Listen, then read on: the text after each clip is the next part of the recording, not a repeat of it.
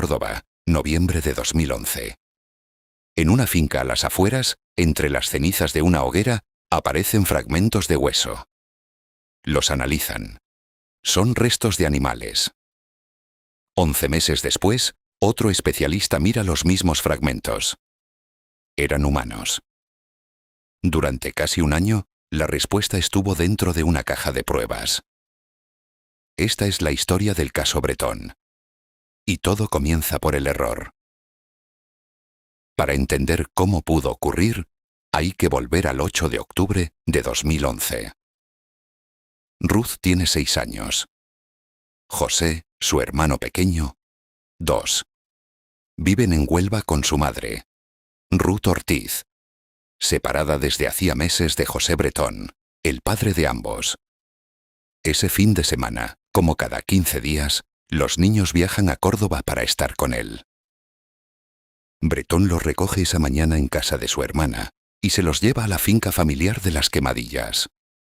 Según su propio relato, mientras los niños almuerzan, él aprovecha ese rato para quemar recuerdos de su relación con Ruth Ortiz, de quien está en trámites de divorcio.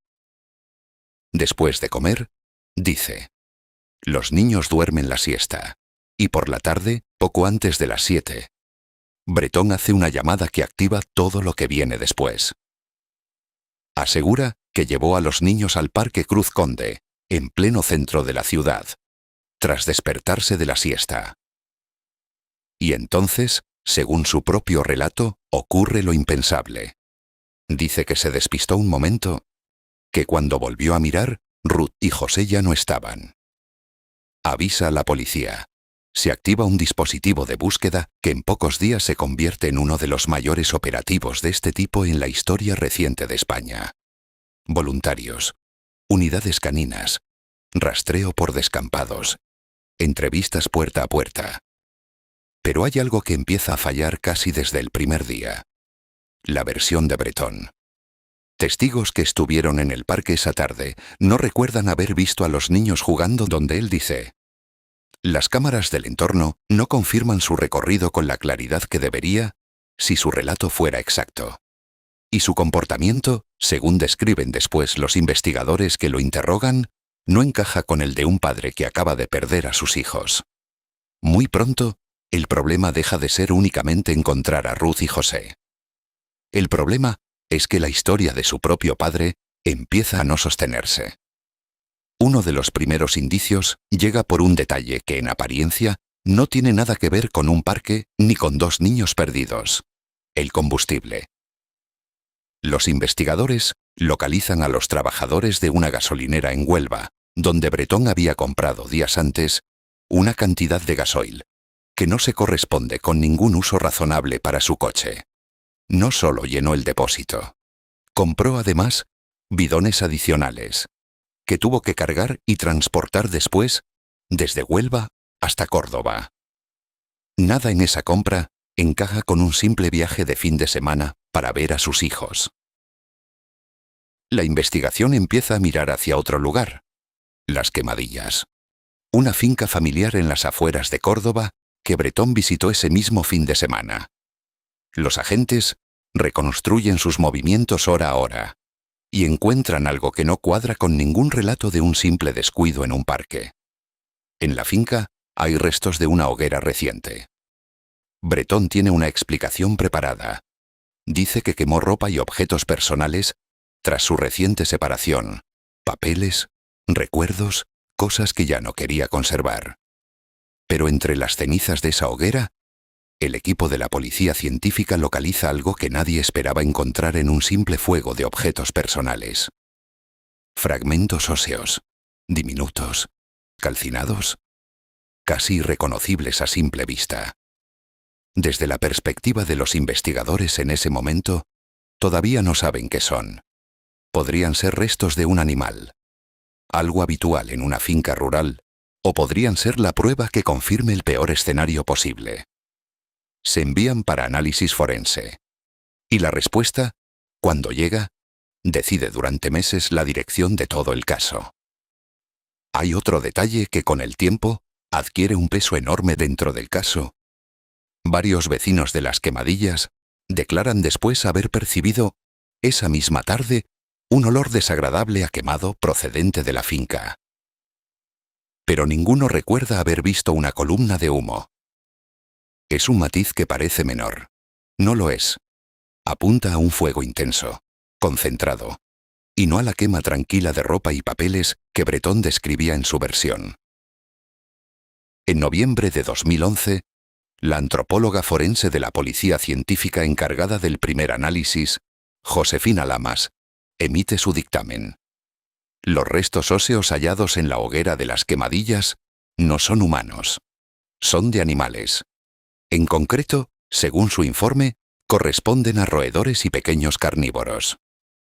Ese dictamen no es un detalle menor dentro de la investigación. Es la conclusión que durante casi un año condiciona por completo hacia dónde mira la policía. Para entender por qué un error así fue posible, hay que entender en qué estado llegaron esos restos al laboratorio. Los fragmentos habían sufrido temperaturas extremadamente elevadas. Según fuentes de la época, en torno a los 800 grados.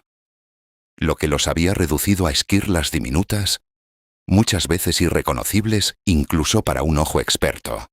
Identificar con certeza si un fragmento óseo de ese tamaño, sometido a ese nivel de calcinación, pertenece a un ser humano o a un animal pequeño, no es tan sencillo como parece desde fuera.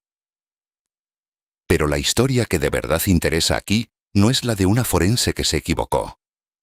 Es la de cómo un único diagnóstico, en un laboratorio, puede cambiar durante meses el rumbo de una investigación que tiene a un país entero pendiente de cada noticia. Mientras ese informe se mantuvo como verdad oficial, la vía de investigación más directa hacia la finca perdió fuerza. La atención se repartió entre otras hipótesis. Y Ruth y José seguían sin aparecer. Ruth Ortiz, la madre de los niños, nunca deja de presionar para que el caso siga avanzando. Y toma una decisión que, con el tiempo, resulta determinante. Solicita una segunda valoración independiente de esos mismos restos óseos a cargo de un especialista distinto. El nombre de ese especialista es Francisco Echeverría, uno de los antropólogos forenses más reconocidos de España. Con experiencia en la identificación de restos humanos en contextos extremadamente complejos. Echeverría examina los mismos fragmentos, las mismas esquirlas calcinadas que meses antes habían sido clasificadas como restos de roedores y pequeños carnívoros. Y llega a una conclusión radicalmente distinta. Son restos humanos, y por su tamaño y características, podrían corresponder a dos niños de edades compatibles con las de Ruth y José. No apareció una nueva hoguera. No apareció un nuevo testigo. No hubo ninguna confesión. Lo único que cambió fue la mirada sobre una prueba que ya estaba ahí desde el principio. Un tercer análisis, a cargo del especialista José María Bermúdez de Castro, corrobora la conclusión de Echeverría. Los restos son humanos. La consecuencia es inmediata. Josefina Lamas, autora del primer informe, es apartada del caso. Y la investigación, estancada durante casi un año en torno a una explicación equivocada, da un vuelco completo. A partir de ese momento, todo lo anterior adquiere un significado distinto. La hoguera deja de ser un detalle secundario dentro del relato de Breton sobre objetos quemados tras una separación.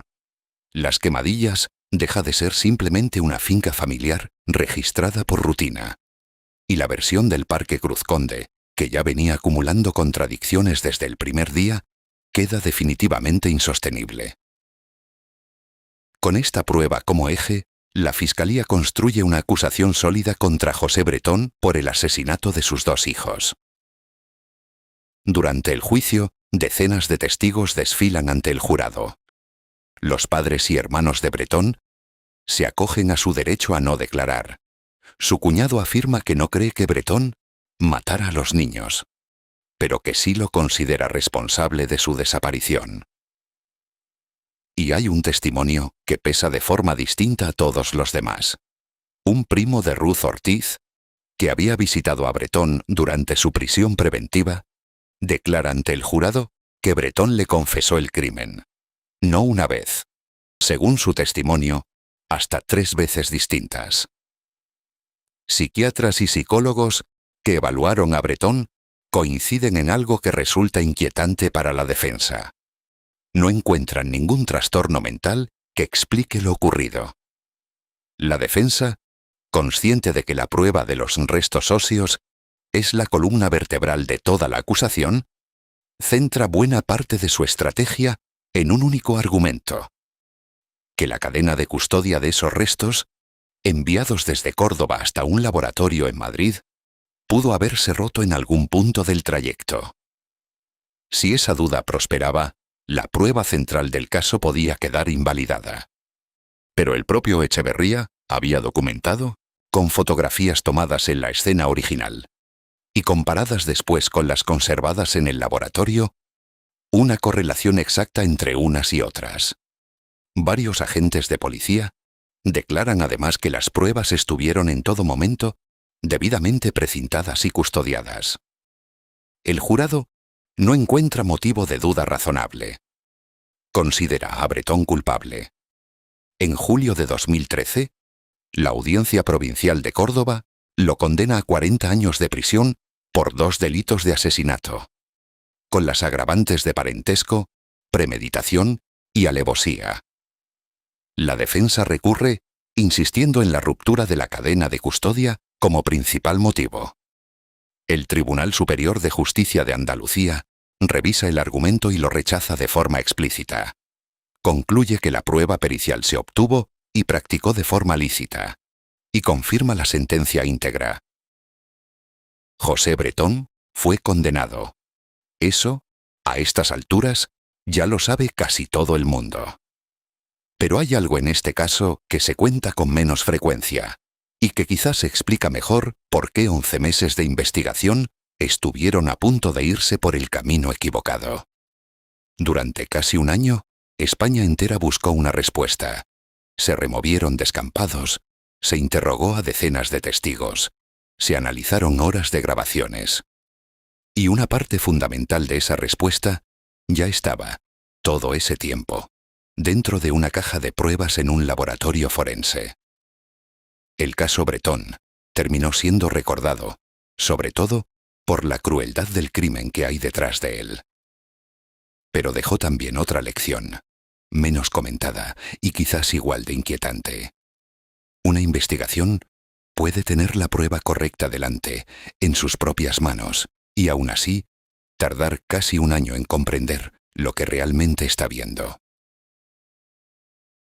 Si te interesan los casos que están marcando la conversación en España ahora mismo, suscríbete a Testimonios Perdidos y activa la campana. Y si quieres seguir tirando del hilo, aquí te dejamos el siguiente caso.